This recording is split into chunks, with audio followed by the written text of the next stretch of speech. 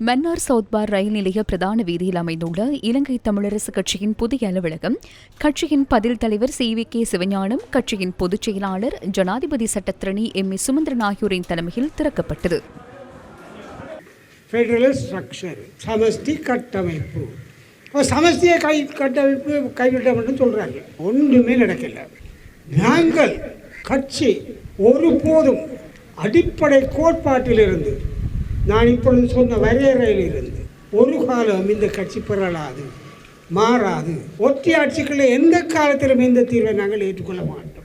ஒரு நாடாக இருந்தால் வெளி விவகாரங்கள் அல்லது நாணயம் அப்படியான சில விஷயங்கள் மத்தியிலே இருக்கட்டும், அது இருக்க வேண்டும். ஆனால் நாளாந்த விடயங்கள், கல்வி, சுகாதாரம், விவசாயம், பல விடயங்கள் அந்தந்த பிரதேசங்களில் எடுக்கப்பட வேண்டும். அதுதான் சமஷ்டி.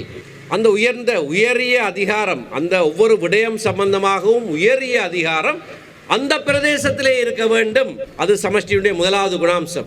இரண்டாவது, அப்படியாக அவர்களுக்கு கொடுக்கப்படுகிற அந்த அதிகாரம் மீளப்பெறப்பட முடியாததாக இருக்க வேண்டும். மீளப்பெறப்பட முடியாததாக இருக்க வேண்டும் என்றால் ஒரு கையால் கொடுத்து விட்டு இன்னொரு கையால் எடுக்க முடியாததாக இருக்க வேண்டும். இன்றைக்கு எங்களிடத்திலே இருக்கிற அதிகார பகிர்வு என்று சொல்லப்படுகிற முறைமை மீள எடுக்கக்கூடியதாக இருக்கிறது. பல உதாரணங்கள். ஆகையினால்தான் இது சரியான சமஷ்டி முறை அல்ல. முறையான ஒரு சமஷ்டி கட்டமைப்பிலே அதிகார பகிர்வு கொடுக்கப்பட வேண்டும் என்று அன்று தொடக்கம் இன்று வரைக்கும் உறக்கச் சொல்லிக் கொண்டிருக்கிறது எங்களுடைய கட்சி தான்.